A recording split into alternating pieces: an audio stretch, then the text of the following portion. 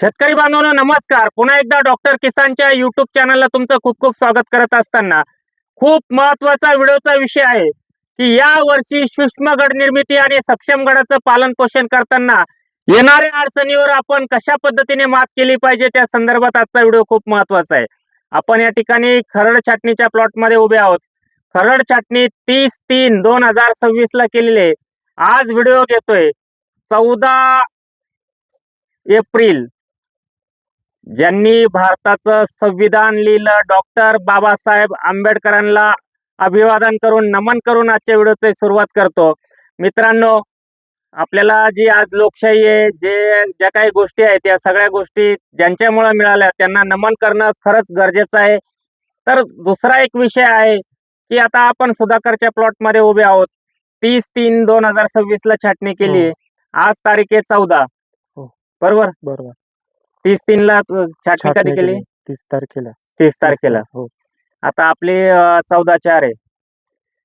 30/3 ला केली का छाटणी कधी केली? ही याची पेस्ट आपण 14 मार्चची गेली. 14 मार्चला हो. घेतली. म्हणजे 13/3 ला छाटणी केली. 13/3 ला छाटणी केली, 14/3 ला पेस्ट केली. म्हणजे आता 1 महिन्याचा प्लॉट झाला. हो, आज 1 महिना. आता आपल्याला विरळणी करणं, तुम्ही विरळणी केली, सुटसुटीत विरळणी केलेली आहे बघा. अशा पद्धतीने विरळणी केलेली आहे.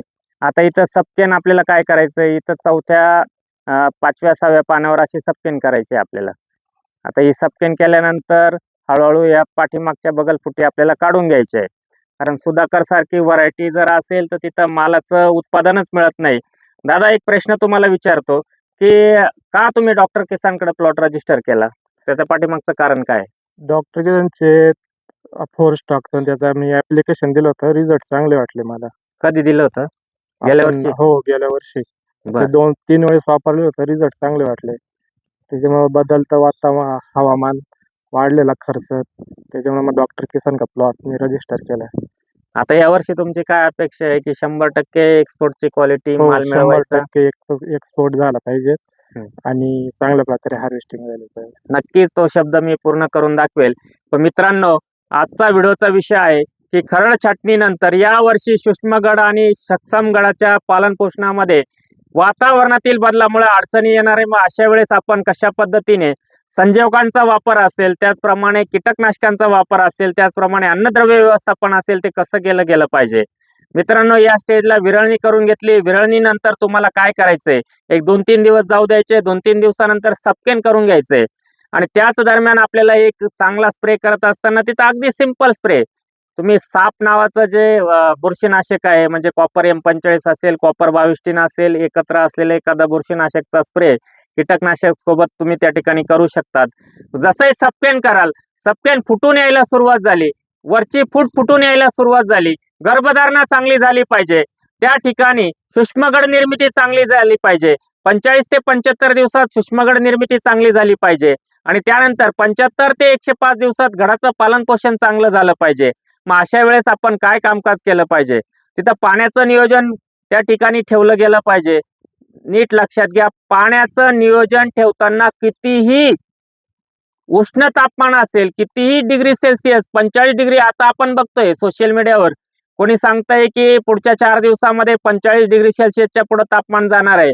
जाऊ द्या, काही घाबरायचं काम नाही. तिथं तुम्हाला काय करायचंय, पहिली फवारणी सपकेन केल्यानंतर थोड्याशा हलक्याशा फुटी बाहेर येत आहेत, त्यावेळेस तुम्हाला एक्सपोर्टचं काम करत असताना जेमिझोन 250 मिली, सनरूफ 500 मिली, इमिडा 100 मिली असा एक स्प्रे करून घ्या.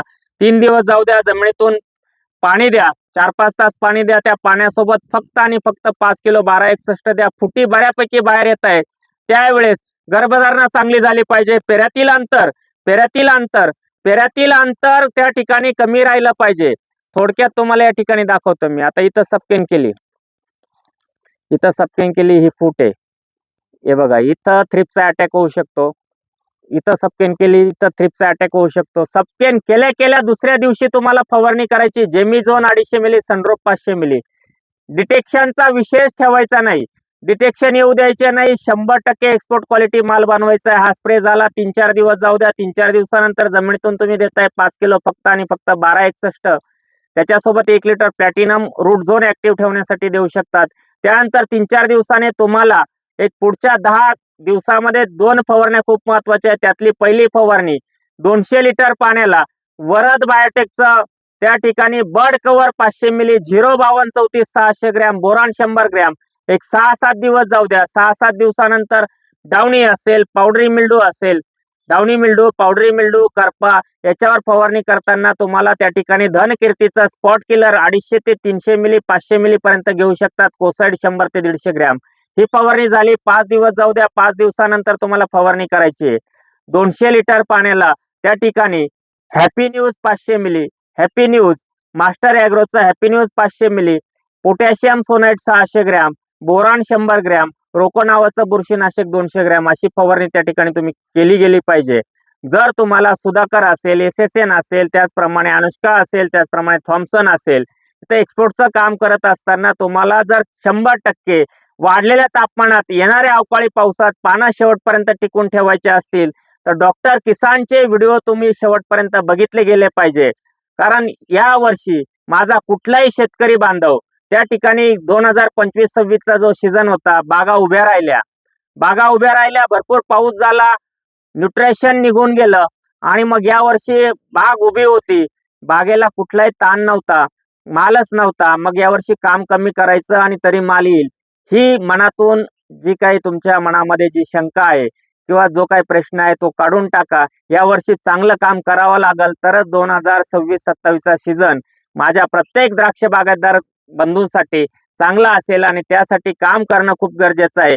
विरळणी योग्य वेळी करणं गरजेचं आहे आणि सुरुवातीच्या टप्प्यात विरळणी केल्यानंतर पहिल्या 45 दिवसामध्ये कीटकनाशक, बुरशीनाशक आणि संजीवकांचा वापर योग्य त्या पद्धतीने केला तर चांगली गर्भधारणा त्या ठिकाणी तुम्हाला मिळाल्याशिवाय राहणार नाही. आजचा व्हिडिओचा विषय खूप महत्वाचा होता, तो तुम्ही सगळ्यांनी जाणून घेतला. असेच व्हिडिओ मी देत राहील. किती टेम्परेचर राहू द्या, या टेम्परेचरमध्ये पाण्याची कमतरता असेल. त्याचप्रमाणे दुसरी एक महत्वाची गोष्ट, गेल्या वर्षी प्लॉट उभा होता म्हणून यावर्षी काही न करता प्लॉटला खूप घड येतील, ही मनातून शंका, हा मनातला प्रश्न काढून टाका. चांगलं काम करणं त्या ठिकाणी गरजेचं असेल आणि ते काम केलं तरच सुधाकर असेल, वेगवेगळ्या व्हरायट्यांमध्ये चांगला माल तुम्हाला मिळाल्याशिवाय राहणार नाही. हा एक शब्द देऊन आजचा व्हिडिओचा शेवट करतो. व्हिडिओ आवडला तर तुम्ही लाईक करा, शेअर करा आणि इतरांना तो शेअर करताना एक लाईक जर तुम्ही केला तर वेगवेगळे व्हिडिओ, रिकट असेल, रिनोव्हेशन असेल, की या वर्षी येणाऱ्या अडचणी, गेल्या वर्षीच्या येणाऱ्या अडचणी, या सगळ्या अडचणीवर मात करत असताना डॉक्टर किसान तुमच्या पाठीशी कसं उभं राहणार आहे, हा एक संदर्भ घेऊन वेगवेगळे व्हिडिओ मी देतच राहील. व्हिडिओ तुम्ही शेवटपर्यंत बघितला त्याबद्दल तुमचे सगळ्यांचे धन्यवाद.